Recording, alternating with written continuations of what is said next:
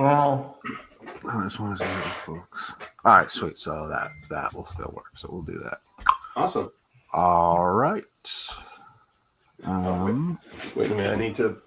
Fuck, I had HBO Max on. I need to turn that off so it won't mess up my connection. All right. Okay, I'm good to go. All right, 3, 2, 1.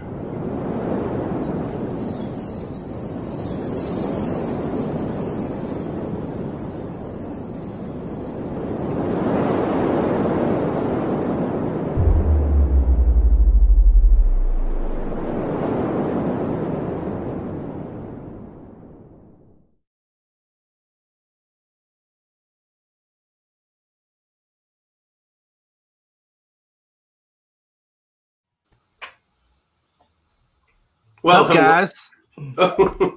What felt like a Poe Dameron situation? Do I talk first or you talk first? Do I talk to you? How does which one of us goes? Exactly. But no, guys, we're back here yet again, and as you can see from the title of the episode and our little graphic here, we're going over one of the unique characters of the Schmoedown, someone that was not in very long. I think this season that we're really going to go over, where most of his matches were, season 4, was pretty much the only season he was in. He competed in Star Wars and Inner Geekdom. Got Jeremy Jahns. Any of you that are in the YouTube movie space know who Jeremy Jahns is. He is very well known for his movie reviews. Oh, he is definitely a very high YouTuber. He was before Collider, before I knew about AMC News. Jeremy Jahns was like one of my go-to YouTube reviewers out there for movies, and he was always high passionate. I mean, sure, there was constant cuts to where you see his movies reviews, but it was because he was so passionate talking about a movie. It didn't matter whether if you were following him or not. You just could tell off of that he either loved the movie or he didn't like it, or he had some. I mean, come on. At the end of his reviews, we all love the fact it would be either be Awesome Tackler or something a movie you review that you'd want to be drinking alcohol to. Yeah, and the way that he cut his reviews together is always so interesting. It's like jump cuts. You're like, whoa, what just like some people. Some people cannot handle it. Like some people say that's one of the reasons they don't like Jeremy Jahns is because of all the jump cuts he does in his videos. I love it. I think it's great. I think it fits his personality so well. Yeah. He's great. He's great. I mean, yeah, I've been following him for a long time too. So definitely he is one competitor that I would love to see back. I do agree. I do agree. It would be awesome to see him back again. It would be interesting to see how he would do with the current crop of Inner Geekdom and Star Wars competitors. Because I feel like Jeremy Jahns was one of those older competitors that it was all just based on knowledge. There was no studying involved. And yeah, in the early seasons, like seasons 4 and 5, Inner Geekdom and Star Wars were they weren't as difficult as it is today. They were a lot of, if you seen the movie, you would most likely get the answer to the question. Yeah. And also the formats, they were testing out so many different. They wanted to make Inner Geekdom and Star Wars completely different during that time. They wanted to really make it its own identity, so they were always testing out different formats with Inner Geekdom. I mean, out of all of the leagues outside of Star Wars, Inner Geekdom was mostly known during season 4 for those 5-way matches before it got changed later on. Because it wasn't a division yet. Like they just had a couple of competitors, so to determine their champion, they all competed at once. Yeah. And sometimes it was a mixture of the ones who knew the knowledge and some who were well known amongst movie fans and people at AMC and Collider for their geek knowledge. Like, I still love I know when we were reviewing Mance, I looked at the first Spectacular, of course, the Team ETC and Trek match. It was after the first ever 5-way Inner Geekdom to make the first inaugural champion, which Jahns was a part of, along with Hector Navarro, Robert Meyer Burnett, Ashley Robinson, and John Campia. And it was kind of funny how you look at the way it was. It was just the 5-way was completely different. Every round was an elimination style setup. Winner take all. It was a winner take all. Yeah, it wasn't to where nowadays we see with our 4-ways and 3-ways in Inner Geekdom to where they just keep going until the person with the least score at the end is eliminated. No, it was like if you have 4 points and everyone else scores 7, you're out. It was just like that. So it was more of a you have to strike hard first. You have to get that knowledge up. Like every point had to matter. And I actually like that. I mean, sure, it was disappointing when you saw Jahns or Navarro or Ashley got eliminated, especially later on in season 4 when they were doing that with Kalinowski, Coy, Inman, and Rachel with Fife and all the others. But before it became its own like unique and true division. But I thought that Jahns, he could definitely adapt because his match against Robert Meyer Burnett, I thought it was a good way of him adapting to what became now the style of Inner Geekdom with the whiteboards, the wheel round, and the 3 questions. Yeah, it really was. That was back during a time, like I said, where the questions for Inner Geekdom were not on the level or difficulty that they are now. You would notice because we had compares like Robert Meyer Burnett, Jeremy Jahns, Jason Inman, Hector Navarro. Anyone who's in the movie space knows who these people are. They know that all these people have great movie knowledge. Studying just was not a thing of the Schmoedown yet. Like people just did not study. Really did not happen until season 5. Thank you, Sam Levine. You changed the league forever. You're the one that started this, so thank you very much, Mr. Sam Levine, the Inglorious. Was it really Sam who started it? Well, so Sam was the first one that really, because he noticed that he struggled with animation, so he had flashcards. Like he just started making flashcards and a binder. Yeah. And then you see how it was built. Oh, go ahead, man. I won't interrupt you. And then I was about to say, Bateman basically said he saw what it did for Sam, so then he started doing it, and from there on out, everyone started doing it. And now you saw with Roca. I mean, of course, Roca was always a guy who took it seriously, but you can tell, like afterwards, like maybe sometime in season 4, he really started ramping up on his own method of studying. And of course, with Rachel Cushing, we see with her in Inner Geekdom, she had the knowledge, but it was clear after maybe the second 5-way she was a part of, she started to adapt to using the study method, just like Sam. And of course, the most known is Kalinowski, to where even in later season 6, he would show you photos or at least quick pictures of his own study sheet, his whole folder, binders full of questions and notes. Right. It really was something unique. That is for sure. Now, Jeremy Jahns only competed in a total of 5 matches. Yep. He went 2-2 in Inner Geekdom with an accuracy of 72.73%. He also competed in a Star Wars 5-way at Celebration, where he eventually lost. That is one of my favorite Star Wars matches because you had Campia, you had Knapsack, you had Jahns, and Jenny Nicholson, and Sam Witwer. And that match is one of the most epic Star Wars moments of all time. Exactly. Which we will get into at a later time because we will eventually go through every competitor in the Schmoedown. Jahns eventually lost that match, but he had a really good accuracy of 89.47. That's really impressive. It really is. And one thing about that Star Wars match, which we will touch on later, everyone knows it's where Ken became the first champ. It's where Witwer had his inevitable slip up. But the one hidden gem in all of that match, if people really want to rewatch that, when you get to John's round, in that final round, he had the highest points of 27 after Witwer made his slip up. And then, of course, we had Ken and Campy. They both got their 5-pointers. If both of them had missed, like Witwer had, Jeremy Jahns would have became the first Star Wars champion. And the ripple effects there, like a big what-if situation, really would have changed. If Jeremy Jahns had actually won that 5-way, would we have seen the 5-way where Whitwer showed up and we had the debut of Damon Scrimshaw and also with Steele Saunders and I forgot her name. But would Ken have been involved in that 5-way too? Would we have gotten Ken joining the Lions Den? Would he have had that? But that's like a big ripple effect we can talk about on another time. But on Jahns alone, he was toe-to-toe in that match with Campea and Whitwer, all the way up to when he got weapons vehicles technology in his spin. That is where he slipped, but he was able to recover in that last round by getting his 5-pointer to get that top score. Yeah, it was. Yeah, it was interesting. John's first match ever was in a 5-way.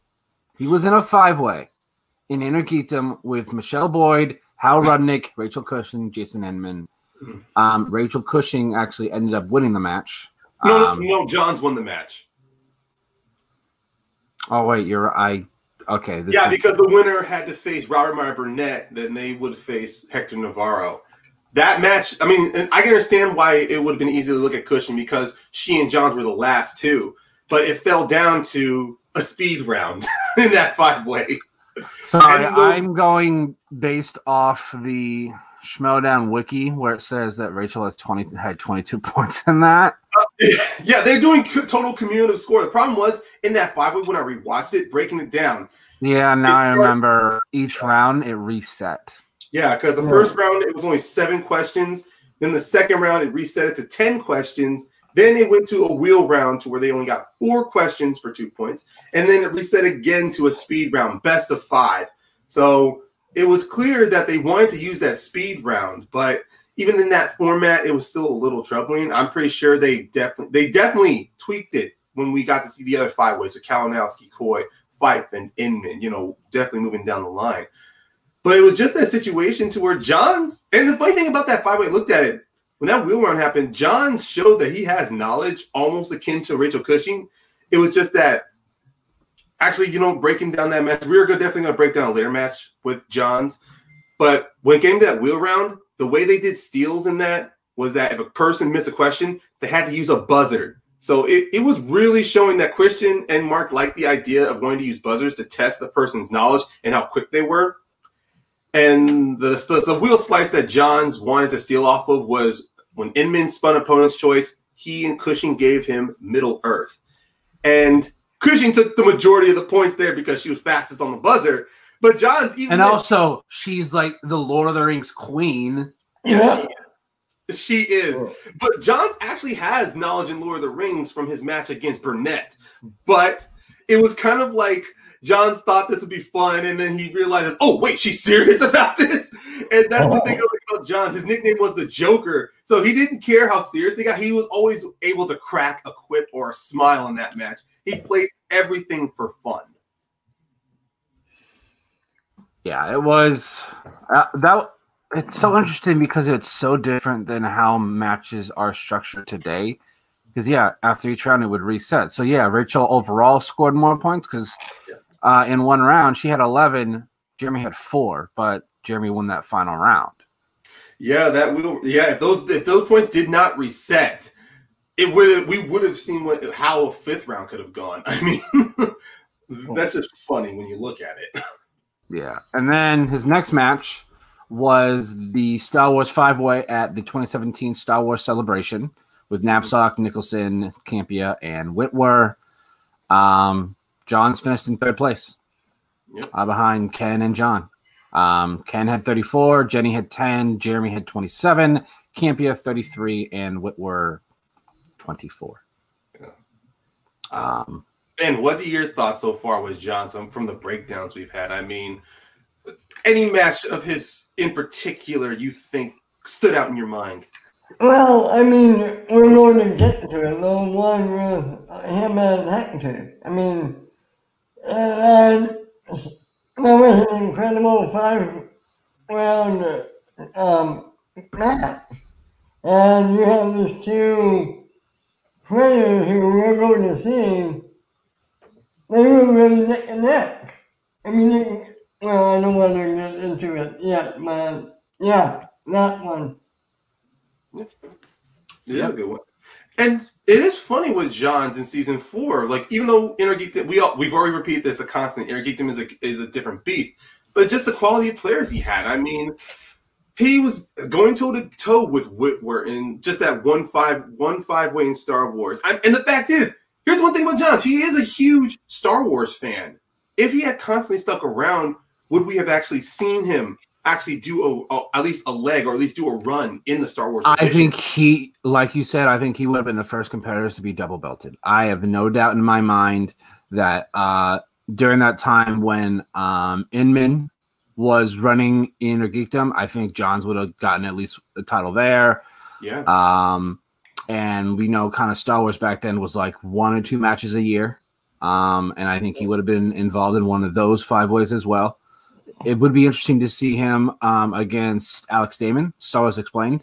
I think that them two together would have been very interesting to watch. Who knows? Maybe next season. It is possible. The fact that they're doing matches over StreamYard, anything really is possible now.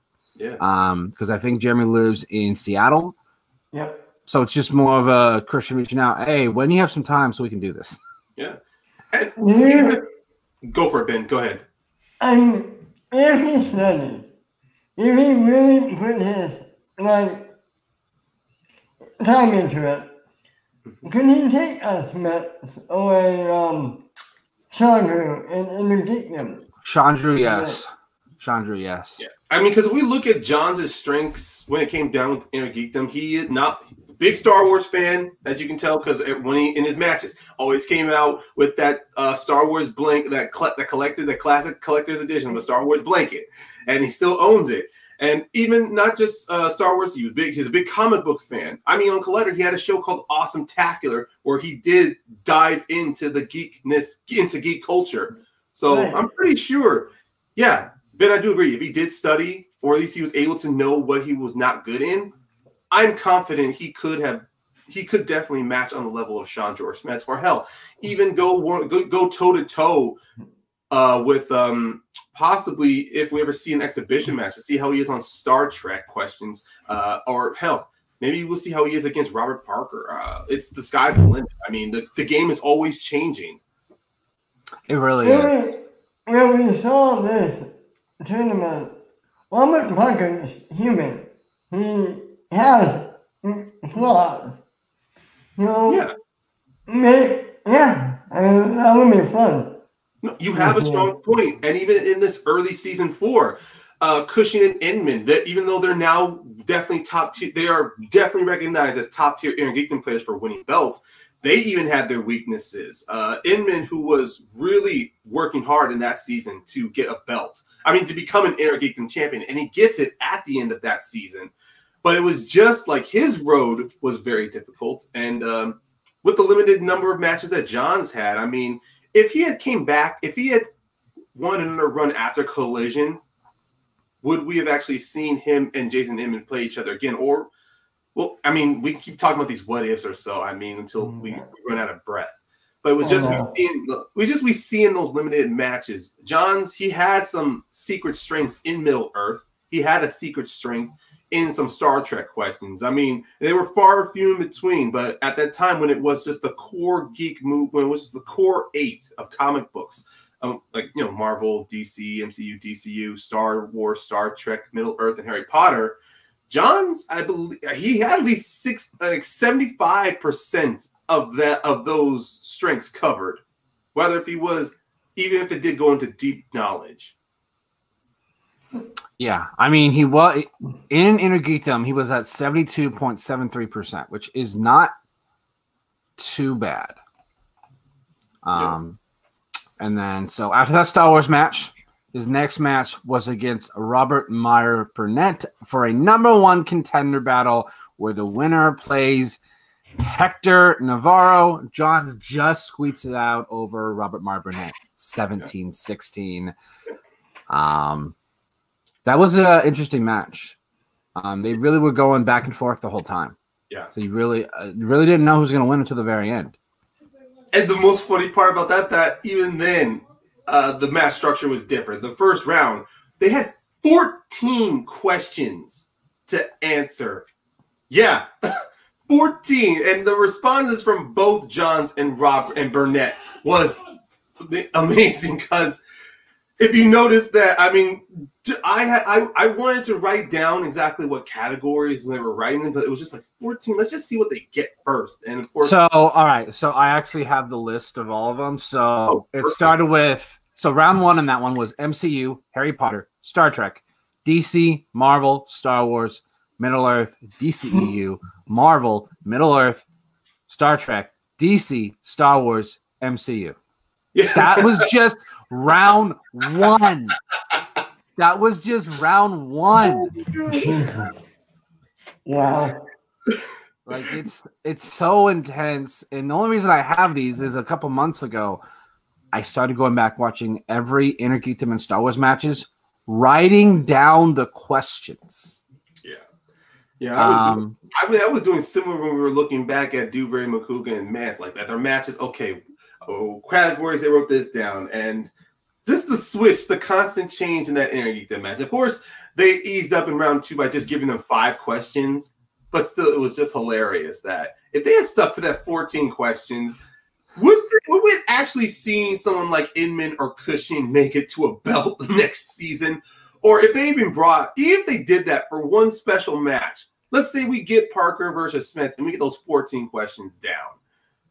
I mean, now that the Inner Geekdom slices, now they have spread out Inner Geekdom to where you get taglines, quotes, scores and soundtracks, directors, composers, and even now and then a few mixed bag questions thrown in there. We will definitely see. I wouldn't be surprised if they actually bring that back just for one special match. 14 questions, then 5 in the speed, then 5 in the wheel round, and then you get your typical 2, 3, and 5 pointers. Though, would that format actually work with the new crop of Inner Geekdom competitors? Some of them. I mean, Kevin. Kevin. Probably Parker. Kalinowski. Oh, true. I mean, I rewatched that Kalinowski album match. I think Greg Alba could adapt to that. I mean, both the real rejects, Alba and Humphreys. I know 100%. Of course, Chandru and Chance can definitely excel in that format. Yeah. But let's just say some of the players what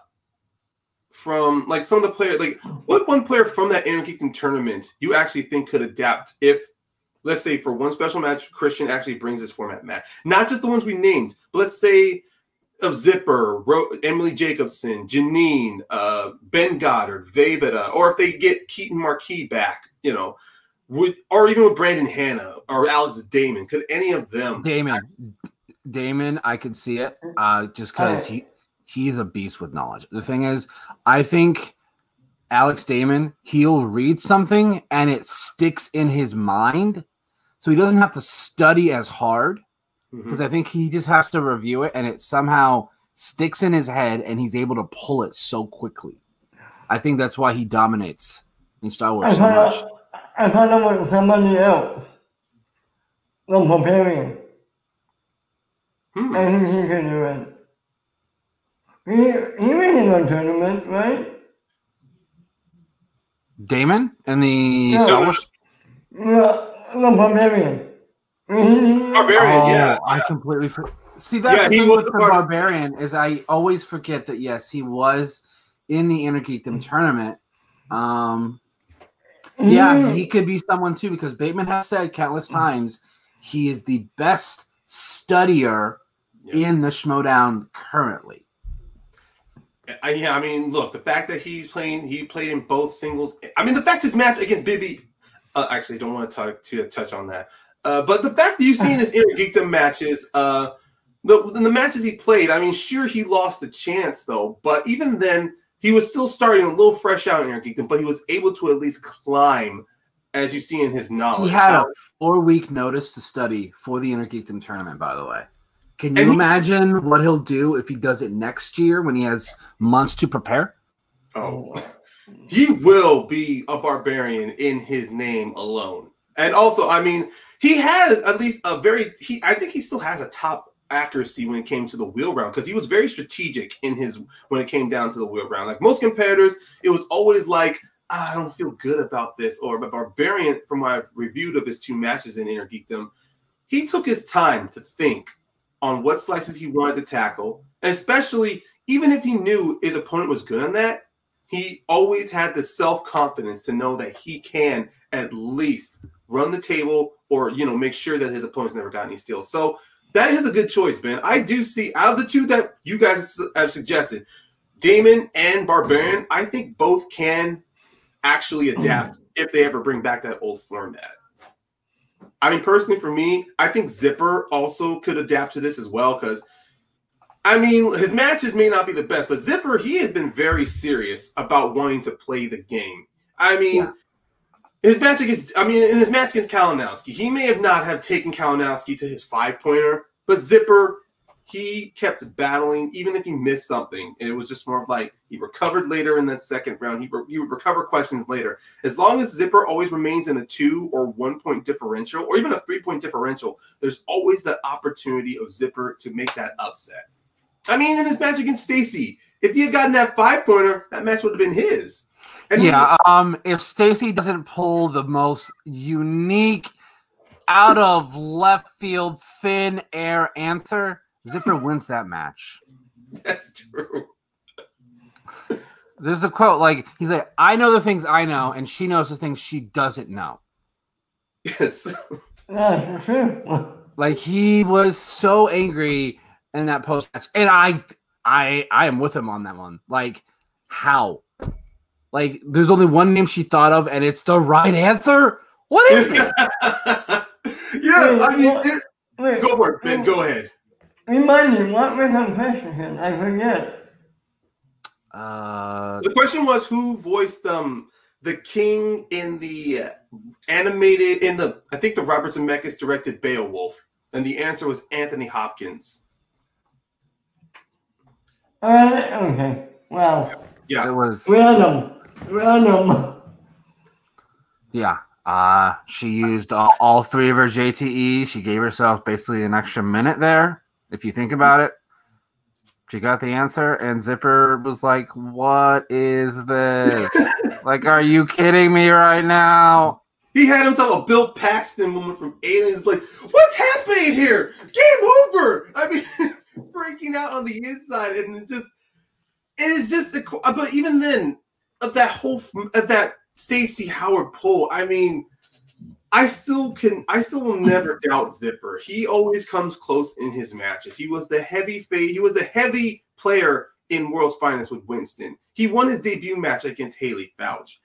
You see with Zipper, he has that ability to become a top tier player on the levels of Damon Kalinowski. It's just there's those blocks in his way, just like with your suggestion, Ben, of Barbarian. He is definitely getting there. I will not be surprised next season. Barbarian, he's on a whole new level when it comes to his studying and his playability because he's always and he'll be on a team with Bateman. I can almost guarantee it that they'll be a team next year, and that's scary. You really think they're going to be together? Of course, yeah. I mean, I love Who's the Boss, but part of me feels that Riley, he wants to play for fun again. As much as he wants to do the study methods, Riley, in his early seasons, he has shown that he's more of a player who likes to play for fun and test his knowledge. But we will talk about Riley when we get to it. But let's get back to Jahns before we spiral out here. Yeah, until we start talking about someone else here. Yeah. But this is the thing with Jahns, which is I won't say a dilemma, but it's an interesting topic for us to talk about because of his low play, because of the fact he has only 5 matches.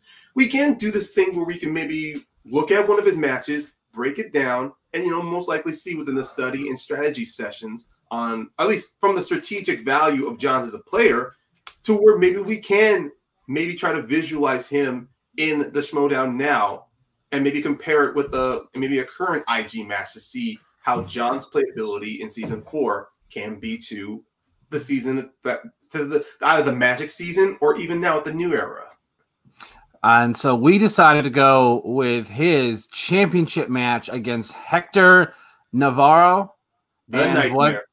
The Nightmare, Hector Navarro. And what's interesting, this was his Jeremy's final match, by the way.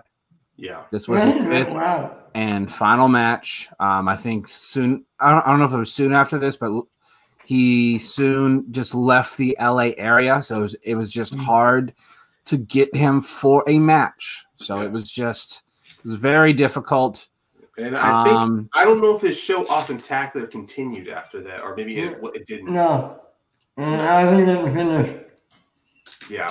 Maybe it's one of the reasons why he went back to. I mean, he meant. I don't want to know. I don't want to speculate on why he went back to Seattle. But it was just, he moves out. And one thing's for sure with the Schmoedown, especially in studio, they needed to make sure if they were available to fly into LA, and I don't want to hold that against him. No, some of them they just weren't able to do it. So let's just kind of go over it here. First question. Who played the alien scavenger Jayla in Star Trek Beyond? Now, Ryan, I know you're an Inner Geekdom player, so I'm just curious. Do you know the answer to this question? Yes, I do. And I actually love the actress. I've really been trying to follow her. That is Sophia Boutella. That is correct. She's actually one of the few actors I would have loved to have seen in the Star Trek sequels of that franchise. So let's just we'll just go question by question here and see how they both do and see what are the real turning points of the match. Who played the alien scavenger Jayla? 5. Oh, also please, the champion. Oh wait, couldn't think of it. And the Mummy. He's not wrong. But what the name of the actress, not something else she played. I know that still cracks me up. I'm like, oh my god, it's just like one of those situations I've been into where I know the character they played. I've seen them in so many different movies, but it's just, God. Yeah, it's interesting. So, next question. This is one of the easiest ones I've ever seen. I mean, for me, just because I love Lord of the Rings. By what name do the Gondorians commonly call Gandalf other than the White Rider in Return of the King? That would be Mithrandir. I don't know. Yeah, it's Then the White Rider fallen. All right, let's see. 4. Here we go. 3. And like you said, Jimmy Jahns has that Star Wars blanket for a cape. Man of many names, I believe Mithrandir. That's correct. Hector. Using the ballpark, yeah. Old Man Magneto. Old Man Magneto. So Jeremy Jahns. Yeah, you can see the fun. Even just with Christian just smiling though, the fact that it was just pure knowledge. That it's one of the reasons why I love looking back at season 4 and season 3, even a bit of season 5. Just the fun you get out of competitors who are just like, I'm just gonna give a funny answer, crack a joke. I make that fun sometimes. It's gotten a little too serious sometimes for me. Well, the thing is, in the early part of this season, when they were still doing in-studio matches, you still got a lot of these, like little jokes. It's just now over StreamYard, everything, like... I think even then with the Magic season, you saw some of the seriousness start to change, especially with the exhibition matches. Even though those were fun, there were a few exhibition matches where sometimes some of them just didn't know that these were just for fun, and they were very serious about it. And even now, amongst the community, everyone wants to say this is a sport now, and I still agree with that. But technically, this is still a game. And the thing with the game is you got to have fun playing it. You can have fun playing sports, but this is mainly a mental game. You don't want yourself to be tired out. You don't want to get burned. It's easy to get burned out doing trivia. And the last thing you want is to lose the love of something that you were very passionate to get involved in. And that's what I think, even despite what the digital matches we're having, I still think you can still find a way to have fun with this.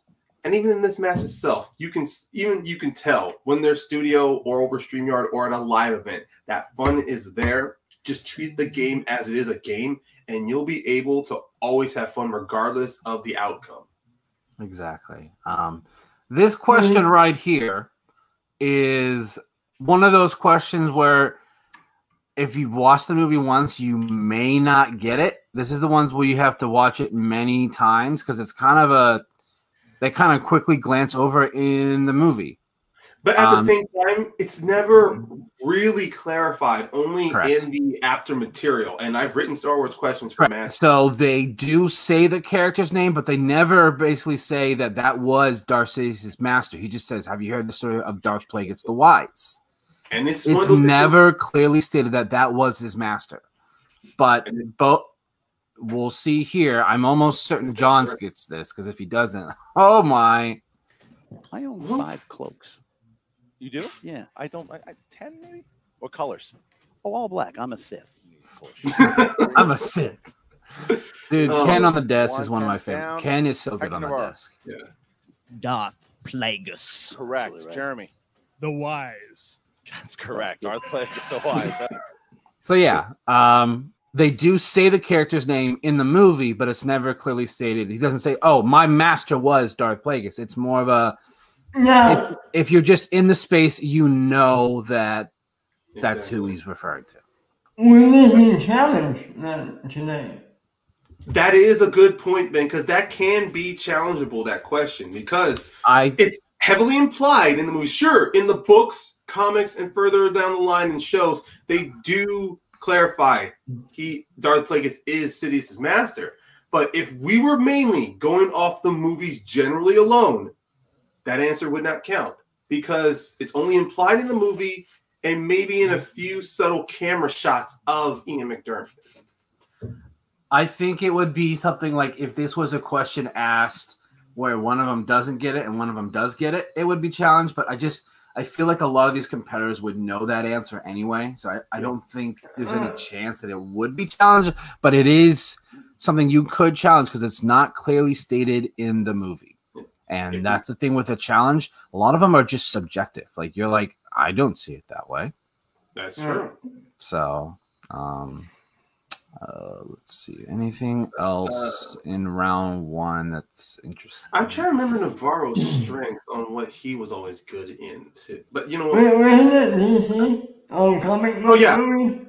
Yeah, he was a comic book guy. Yeah, he is. I would say he's DC, DCEU, MCU, and Marvel would probably be what his strengths are. Yeah. Because his team with Halavic was superhero news. So it would mainly be the comic book genre. Oh, wait. Was that a comic book movie I saw with the 6 questions? Yes. Oh. So, yeah, after that Star Wars question, we get Marvel, DC, DCEU with the next 3. So maybe, Yeah, I think in this match, I believe before the end, Jahns has a strong lead all the way towards the end. So yeah, Darth Plagueis, and then we get in 2002 Spider-Man.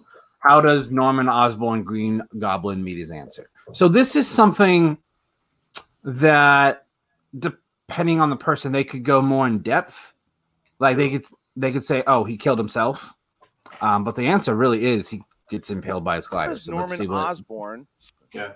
Because if you use the answer, he killed himself. Hands down, please, Jeremy Jahns. Like in the comics, his glider impales him. That's correct, Hector. Godspeed, Spider-Man. Yeah. So they both put impaled by his own glider because that's really how he dies. Yes. It's not that he kills himself. Like, yes, he does kill himself only because of Spider-Man's Spidey sense where he senses it and he jumps. Yes. So yeah. And the answer itself, kill himself, can be multiple interpretations too. So it's where these one questions you need that specific answer. It would be interesting if someone said killed himself. That could be something you could challenge too. So, it's like someone's having some fun over there, right? Yeah, my brother, he's on Twitch, and I can't control him. I can just ask him to keep it down, but he can't hear me. Next one. What actor received top billing for 1978 Superman? I knew it. You knew? Yeah. I rewatched this Superman, so this can be a little confusing there because there's the obvious answer of Christopher Reeve, but if you look at the credits, it's mainly Marlon Brando, then it leads to Gene Hackman, and then it's Christopher Reeve. Yeah, because at this, this is right after it was. Yeah, I think this was right after The Godfather came out, so Marlon Brando was at like the height of his during that time. So yeah, Marlon Brando gets top billing in that one. That's correct. Brando is correct. What do you got? Godfather, Marlon Brando. That is correct. correct. Yeah. The next one. Who plays Steve Trevor in Wonder Woman? Yeah. And I want to bring back to that question of who received top billings.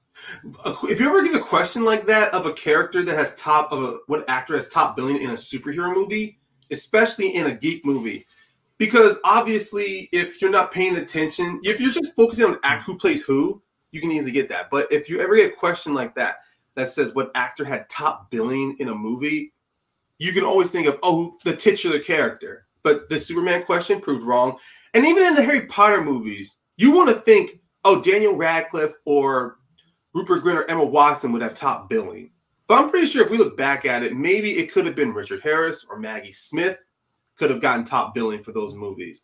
So it's always those situations that I think, though, that this is one of the only ones that they've ever asked about who gets top billing. Because most of them, a majority of movies, the main protagonist, the main character is always the top billing most of the time. So that's why this question is very unique. Next one is, if you see the movie, you know. Yes. Like, this one is super basic. Next one, we get a Star Trek Middle Earth. We got another MCU. Sure, yeah. And question 11. How old was Tony Stark when he took over Stark Industries? That question I have seen not only in Schmoedown matches, but also in Fan League matches. So that one is something you need to see the movie. Because it's just like it's a throwaway line. Like it's miss. Yeah, like if you're not studying this movie, you could really easily miss this because it's set in an overlog and a little promo video. But the answer is 21. 21, yeah. I mean, you can easily think 18, but that's when you graduate. 21. 21. All right. Old enough to drink. All right, They both got it incorrect, by the way. Both got it incorrect. I just want to take a moment to appreciate the old belt, the old Inner Geekdom belt. I actually like that design. Okay, I'm gonna be right back. I have to control my brother. I'm like, Jesus, man. I'll be back. That's all right. That's all right. So then we move on to round 2, where we have the old wheel, well, newer wheel. So what we got? We got Lord of the Rings, Who Said It, quotes, Harry Potter, MCU, Opponent's Choice, Star Trek, DC Movies, Star Wars, Marvel, Spinners, DCEU, and Heroes. So Jeremy Jahns spins first. He gets using the Force. Boom.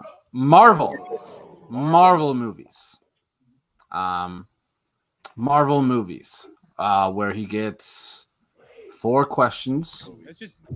He's up by 2 at this point. These questions low. And Days of Futures Past. In the future timeline, who does Logan injure with his claws? Looks like Ryan's struggling there. No, I just my brother's not on Twitch. He's watching a football game, and it turns out one of his team is behind, so he's pissed. He's not in a good mood. Logan. So let's see. So he gets 1. 2003's Daredevil. Matt Murdock is blinded by what? For me, I think this could be a subjective answer. Yeah, but the actual answer is toxic waste. You could say like acid. Like, would that be something that acid? That would be no, because acid splashed in his eyes. Acid toxic chemicals splashed in his eyes. Yeah. So Jeremy says toxic chemicals. Yeah. So I think it's one of those answers where they're like, if it's something in the vein of like toxic something, then they'll toxic chemicals splashed in his eyes. He's 2 for 2 so far. Question number in Logan. What animal does Charles compare Laura to? So it's somewhat because at this point, this is in 2017. This is a fairly recent movie question. What animal does Charles compare Laura to? Lioness. Ooh. Yeah. Because I remember Logan came out sometime in April. I gotta go multiple choice on this one. Yeah, so he goes multiple choice. a hawk, a lioness, a raptor, a bobcat, a raptor. That's actually kind of funny because raptors currently do not exist.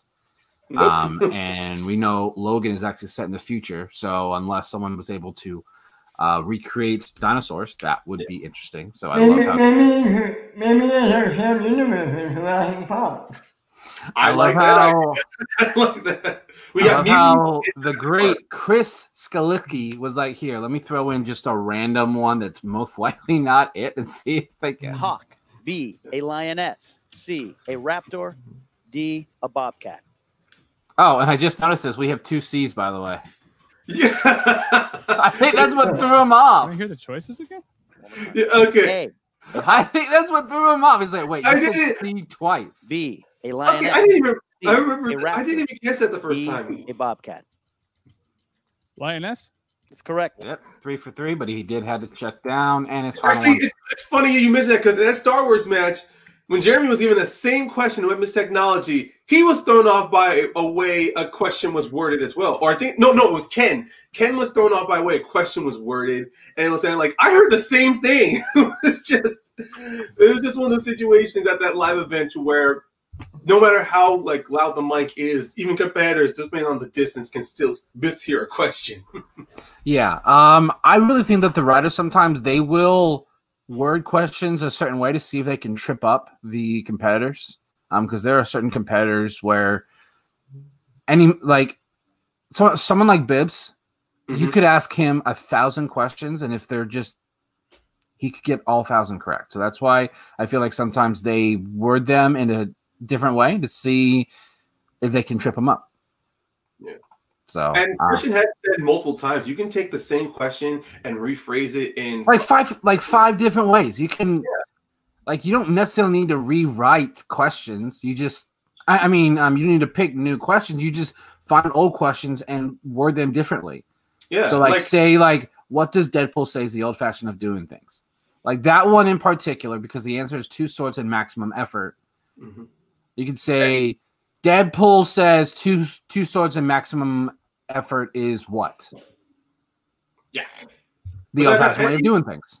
Exactly. And even when it comes with who played this character can always change up. Like, okay, who played Magneto in the 2000s X-Men? And then change it around. Ian McKellen played a famous comic book villain in the X-Men franchise. And then later on, it can be Ian McKellen and Michael Fassbender have played this character exactly on 3 separate occasions. And you could even turn this into a who said it. Said this in this R-rated comic book movie, this character says this is the old-fashioned way of doing things. Mm-hmm. Or the best, which comic book character has said the phrase maximum effort in his 2016 movie? Exactly. Like there's with a one simple question, you can reword it multiple ways. So there's no real reason to come up with new questions. Just maybe wait a couple seasons and then kind of reword the question. Well, I think they're doing that now, aren't they? Well, Christian said that this season they are using past questions. Yeah, the recycling. Okay. Yeah, they are recycling questions. Yeah, because Christian has said for the new era.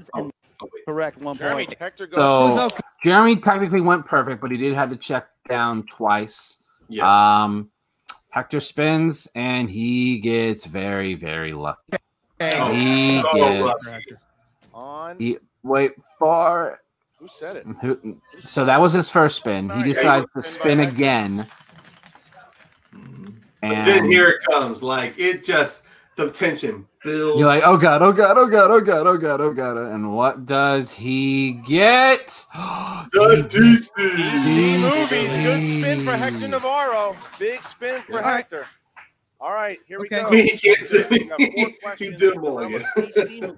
So he gets 1978 Superman. What happens to Air Force One that causes Superman to come to the rescue? Struck by lightning. Does he get it? Yes. What character was the main villain in Jonah Hex? Yeah. So the thing with this is most people forget that Jonah Hex is a DC character. Yeah. Because the movie is not that good. So it's one of those you're like, I'll watch this once. Let's see how he does. Was the main. He gets that one. In Batman Begins, what item did Bruce and Rachel fight over as kids? Arrowhead. Bruce Wayne found Points. All right. said It's I'll that be one as well. To Mortally tie it. wounded, his power ring chose Hal Jordan to be his replacement. That would be Abin. So yeah, he gets something he's good at, DC, and he goes perfect.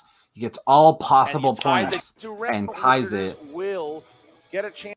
And round 3, the betting round, where hold on, they end up spinning. I remember it. You can choose any category. It's going to go on. Oh, Spinner's choice. Yeah, Spinner's choice. Right. Spinner's choice. You can Spinner's choose choice. any category to get the betting round. I'll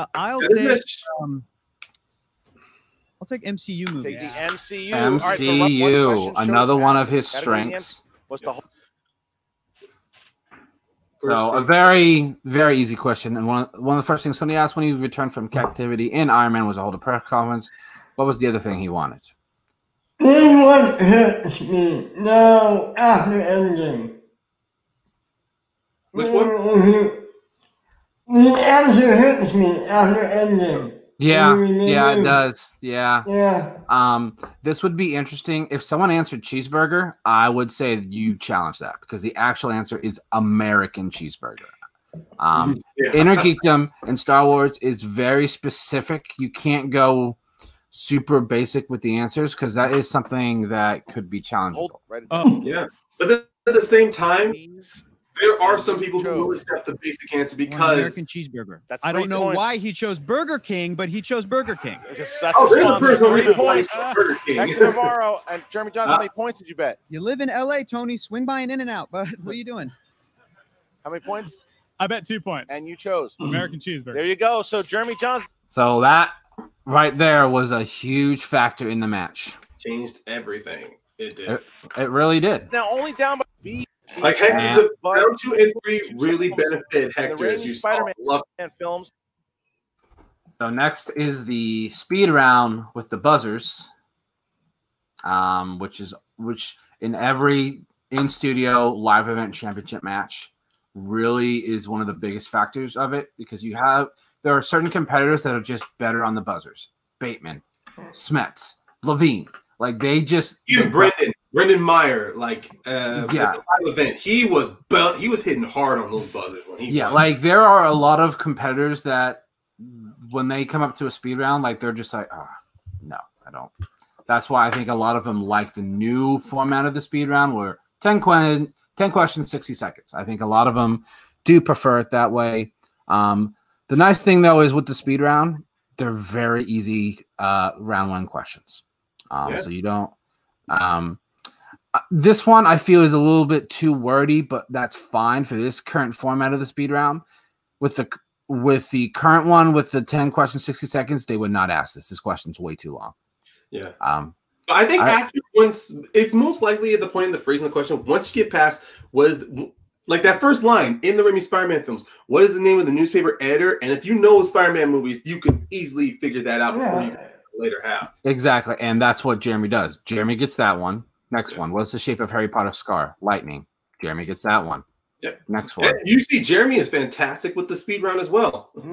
Yeah, like you can tell, like he's not really even looking at the buzzer or looking at anything. He has his eyes open and he's thinking because a lot of these. It was R2D2 who was a point in the hollow. Jeremy gets that one as well. Well, that was the name of Thor's father. Jeremy gets that one as well.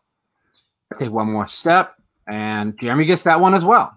Yeah. Jeremy swept the speed round.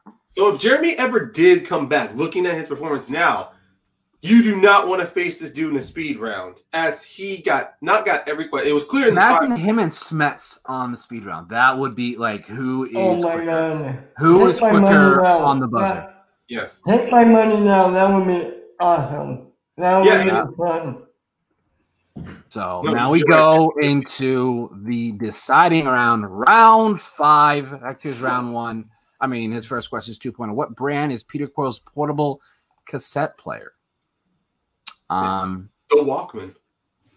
Peter Quill's portable cassette player. Walkman. I like how he says that. Walkman. All right, here we go. So now Hector's still in the red. I still laugh at that. I still. His 3-pointer, other than Deadpool, what other Marvel property films is? Yeah, this one.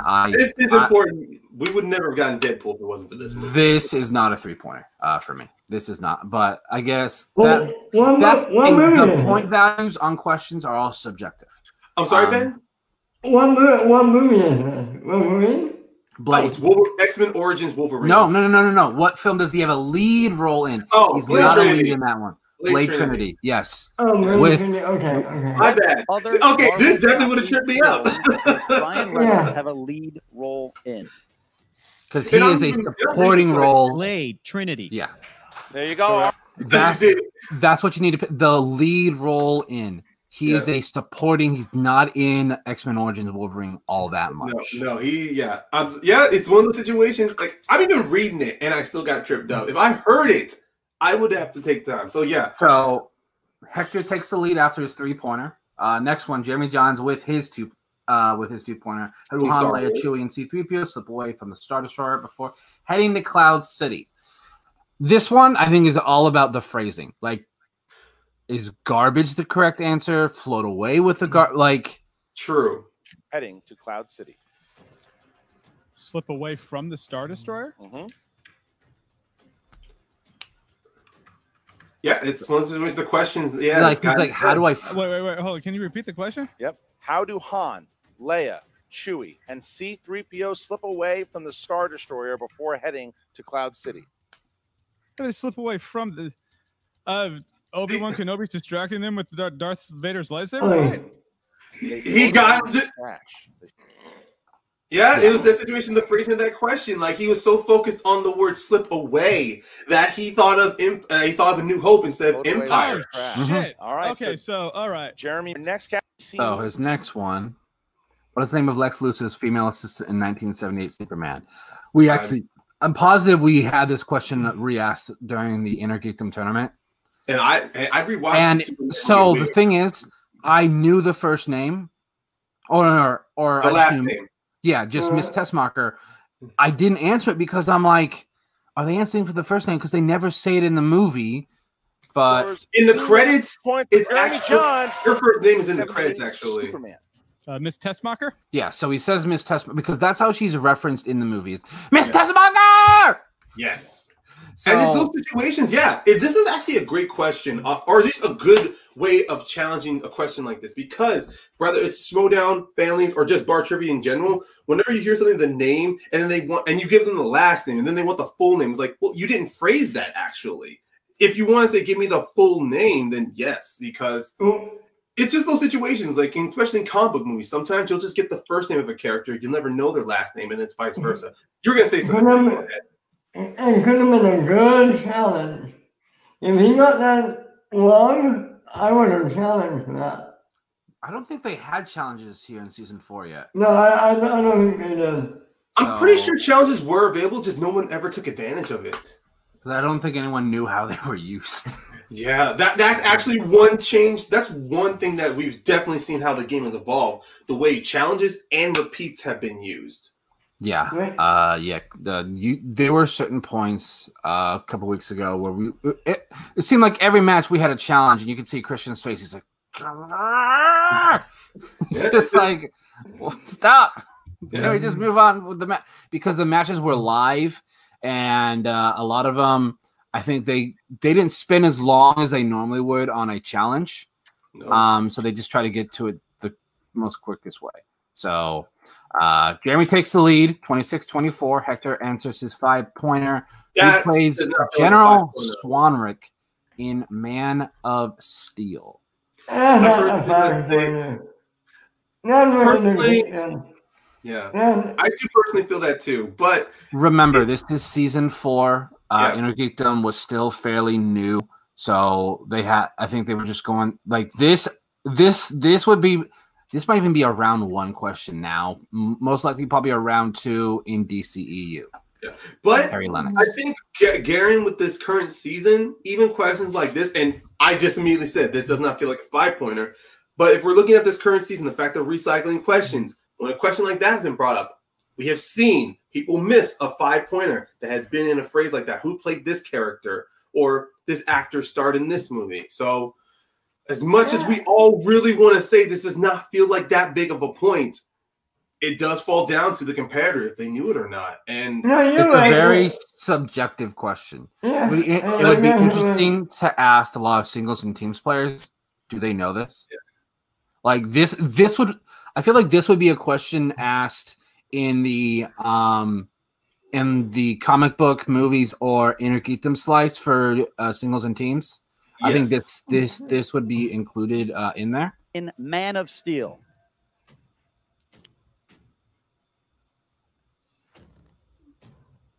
Harry Lennox. That's correct. Yeah. I feel nowadays there'd be a lot of competitors that would just take their time.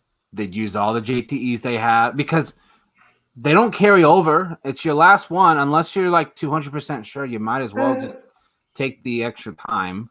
Hector Navarro has done it here. He's takes the lead, and it comes down to the final question. And in my opinion, these are the best type of matches. Yeah. This is good. And this is one of the things, as I mentioned earlier, the fact that Jeremy Jahns, if the cards really played right for him, really would have been the first double-belted player in Schmoedown. In this season, he would have set the standard for IG and Star Wars players moving forward. It's one of the reasons he didn't get confused by the phrasing of that first question. How did they slip away from the Star Destroyer in Empire Strikes Back? Actually, he still loses this match because he doesn't get this question. But I mean, let's see. If we're looking at because 25 to 20, he still would have had to answer his 5-pointer, unfortunately. Because he would have been at 28 here, so he still would have been behind. Do you know the answer to this question, Ryan? Opens. Yes, I do. I believe it's Back in Black by AC/DC. Yeah, Back in Black. Ba-da, damn. Yeah, honestly, when it comes to movies, I never pay attention to the song. And that's that growth from everybody. I know the song. I can't think of the name. Dun, dun, dun, dun, dun. 5. Oh! I'm gonna JTE you in a second. 3, 2. Can you repeat it, please? What 80s rock song did 2008 Iron Man open to? Super Freak? Nope. And your winner! I don't know. It's a music question. Movie trivia. He's like, it's a music question. I don't know. See, it's just like a great reaction for the audience. And Jeremy with his family there, it's like, I don't know. Give him a break. But no, really, this is the type of the competitor Jeremy was. Jeremy had the knowledge, was a great competitor. He just had a few things that just didn't go his way. Yes. And that's the thing with round 3/round 5. It's all about your numbers. That's really what it comes down to.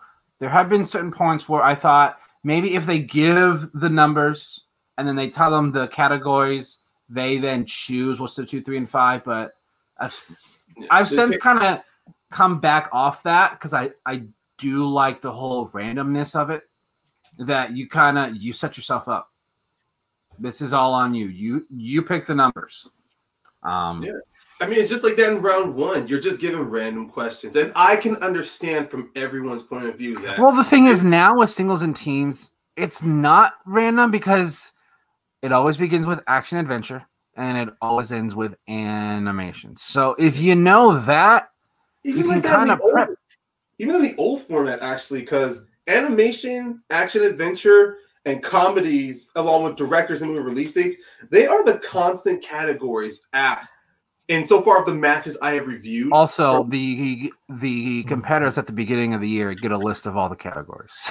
It's not like they're surprised, but there are certain categories that are very broad, like action adventure. That's very broad. Yeah, dramas, comedies, they're very broad.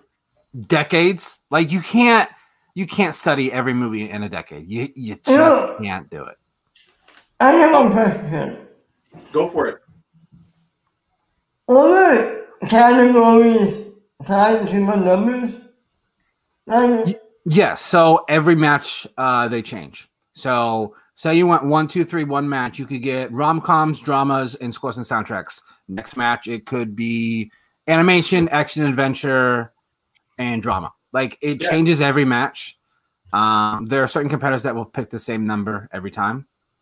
I do like that. Like there is no way to basically moneyball the system for those numbers in the final round. It's not possible. They change it every time. I am almost certain that they put the numbers in a hat and they pull them out and like they just have a list. All right, this first one we grab. This will be dramas. Yeah. Then the next one is gonna be science fiction, sci-fi. Fantasy, that's sci-fi. Next one, directors. Next one, Oscars. What's so great about it? Like you set yourself up. Either you pick great numbers or you doom yourself. That's the reason why this game is much fun to play. Because if you always kept having a leg up the moment you start, I mean, that's one of the reasons why the wheel round is still very important. Even though you know what's on there, there's still the random opportunity and the random chance the questions will value you. That's why whenever you see new categories and new slices add on to round 2, there's still those thoughts going in your head. Will you get mostly softballs, like who directed this, who starred this, who played in that? Or can you get a few deep dives? Like, let's see, when Eddie Murphy was added, many people weren't sure if you were going to get just mainly just how many movies did Eddie Murphy play Axl Rose in, or Eddie Murphy and Martin Lawrence starred in how many films together, or who directed Martin Lawrence in Bad Boys. You don't know what kind of questions. It just falls into the wayside. I say Martin Lawrence. Eddie Murphy was not in Bad Boys, but it's just like that's Martin Lawrence. Yes, he is in Bad Boys with Will Smith. But I was comparing him. I was saying the Martin Lawrence questions from what I was trying to refer to an Eddie Murphy slice. I don't think they were in a movie together, were they? Yes, they were in movies together. Eddie Murphy and Martin Lawrence were in comedies together. So, what a great deep dive there into the Joker, Jeremy Jahns. Yes. Kind of really set the trail, set the standard for what Inner Geekdom and Star Wars players really need to be. Definitely. He really was a trailblazer there. Hopefully we get him back here. It would be great to see him back. I really want a Jeremy Jahns Alex Damon match. Yeah. That is a dream match for me to see those two. I think he will be a blast in Star Wars. Just put him and Scrimshaw up against each other. Those two are just naturally funny. They are so relaxed with each other. I mean, they're just so relaxed into their personas. I can see Jeremy bounce off of Scrimshaw. I can see him go against Laura Kelly. I can see him go against him and Knapsack just in Star Wars. Just the comedy, the love of the game, the love of the franchise will just come off of both of them. It'll be wonderful to watch. I forgot, have you seen Chris Stuckman compete? I believe he played 2 matches.